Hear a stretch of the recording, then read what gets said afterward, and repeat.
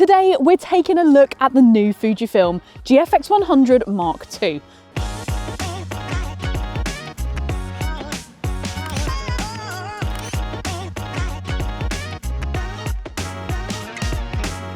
Inside the GFX100 Mark II, we see a new 102 megapixel HS2 CMOS sensor, and that is getting double the readout speeds than we saw from the GFX100S. It's also got the X processor 5, so those two paired together, we're seeing increases to the continuous frame rates, we're seeing increases to the AF capability, and also the video spec. But let's start with stills.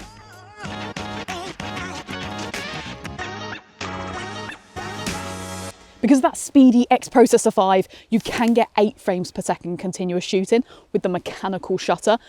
I think that's really impressive. You need to make sure you've got some good cards on hand to handle that and some good memory when you get home, but you can do it.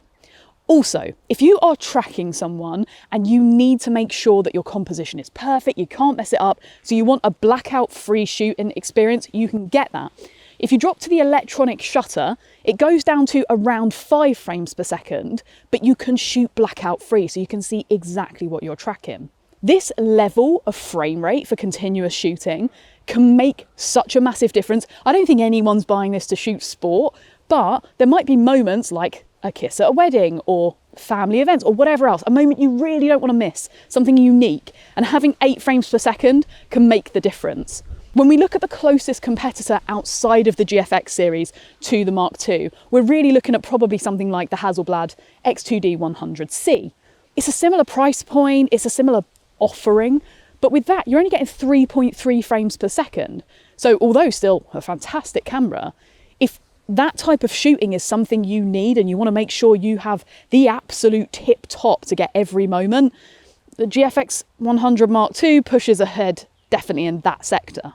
With a sensor like this, you do see every issue, every judder, every mistake that you make. So any help with that is always a plus. Now, you have in-body image stabilization here. You get 5-axis, up to 8 stops, SEPA rated IBIS with the GFX100 Mark II. I'm just seeing how long I can hand hold it for. I can get 1 second pretty perfect. I can get 1.5 seconds at a push. For 102 megapixels, I'm pretty happy with that, to be honest. Doesn't come close to my personal best, but it is medium format at the end of the day.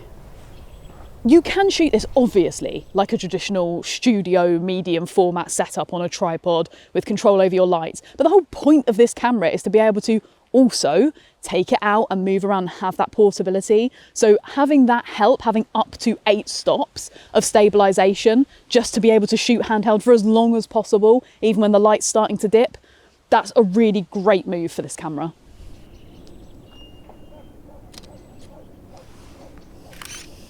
That is why you want 8 stops of IBIS for shooting in this rubbish light and still getting sharp, beautiful images that maybe do look a bit flat.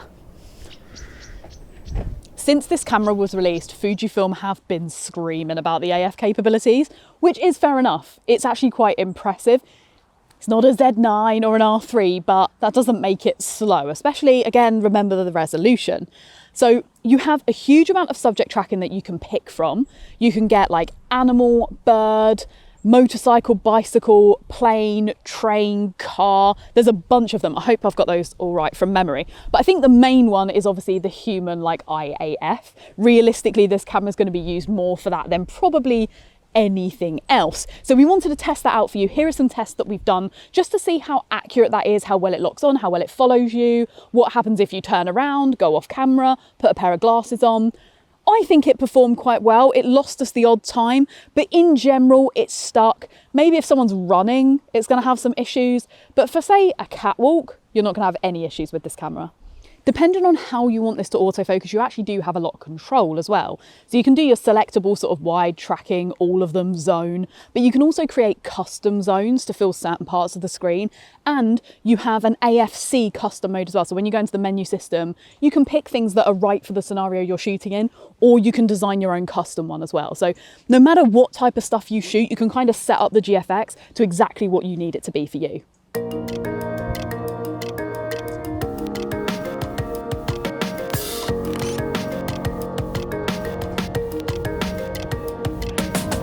So we've just stopped for a quick bite to eat and a drink because Jakob was getting very hangry behind the camera. You'll have to watch out for that. I want to talk to you about the low light performance of the GFX100 II. So here we've just taken some step images so you can see what you'd be happy with in terms of the noise ratio. I think this is pretty clean, up to 5,000. So I think you can handhold this and push the ISO a little bit if you need to. But it's not just the ISO that we have to play with when it comes to low light. We've also got that in-body image stabilization. It does mean you can slow things down a little bit more than you could before and still shoot handheld. So I think more than we've seen before, this camera makes it possible to work in those lower light situations and keep the portability, but you always have that fallback of sticking it on a tripod and getting that optimum image quality come through.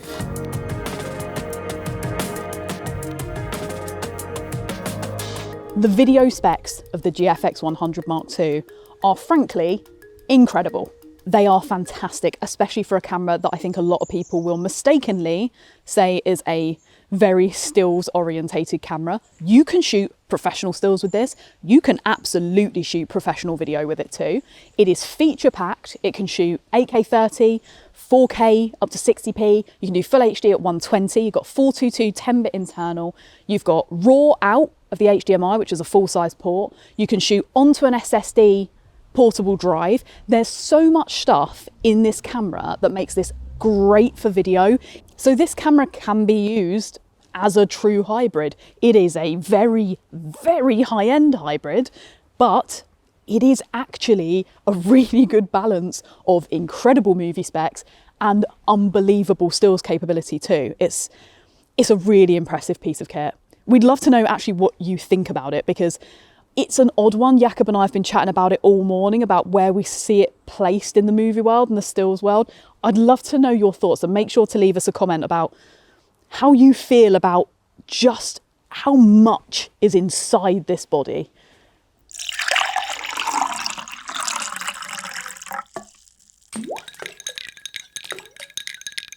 The image quality on this camera is obviously incredible. That's why you buy a GFX100, in this case Mark II. But there has been some redesign to the sensor. The little micro lenses that sit over the photodiodes on the sensor have been redesigned to capture the light better and more accurately at the edges. So you should see some improvement in the corners and the edges of the sensor. I think you're gonna need to zoom in about 7,000% to see it. But yeah, I feel like maybe some real pixel peoples will notice that difference. But it's not huge. However, that's not a bad thing. This is still incredible.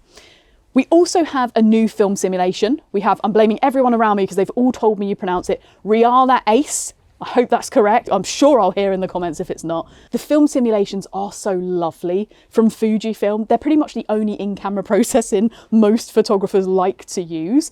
I've taken some demo shots so you can see everything that's in the GFX here. And I think Reala Ace is actually a really pretty new simulation from Fujifilm. And if 102 megapixels just isn't enough and you need more, then you can use the Pixel multi-shot, which will give you up to 400 megapixel shots. It basically works by moving the sensor with the IBIS motor. You take multiple images, it then stitches them together in post to create this huge beast of an image. To some people, that might seem like overkill, but actually, depending on what you're shooting, it can be really useful. If you produce professional quality, really high resolution prints, or maybe you have to shoot architecture, that is useful for both of those things. And I'm sure there's more things out there that I haven't thought of as well, where that multi-shot will really come into its own. But remember, if you're shooting anything with movement, that's ruled out because it will not work well. Here are some images from the GFX100 Mark II to give you an idea of exactly the type of quality that we're seeing from this camera.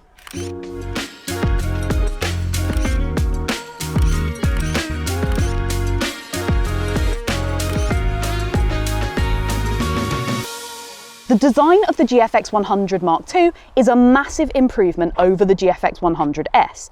You have the leather pattern Bishamon text texture, which improves grip in every direction. You have a new top plate, which is tilted 11 degrees towards you, which doesn't look like a lot, but it definitely improves how easy it is to view.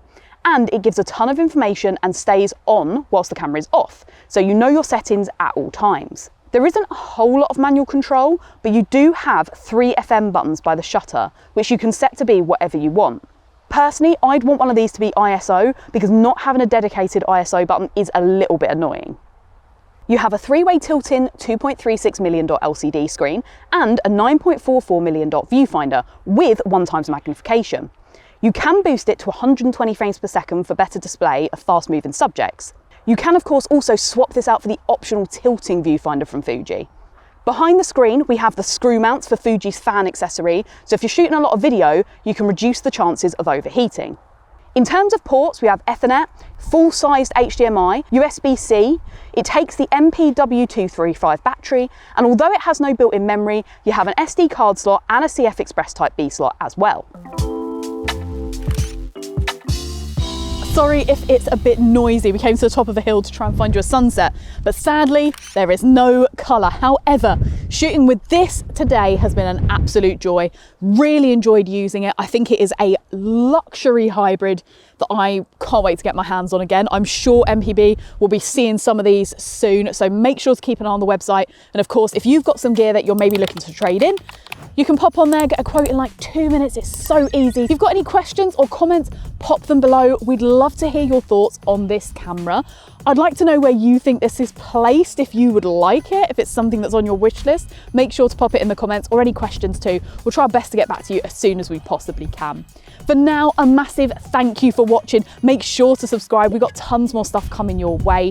I hope to see you again soon in another video from MPB. Sorry, I just got really distracted by a dog, but it's fine.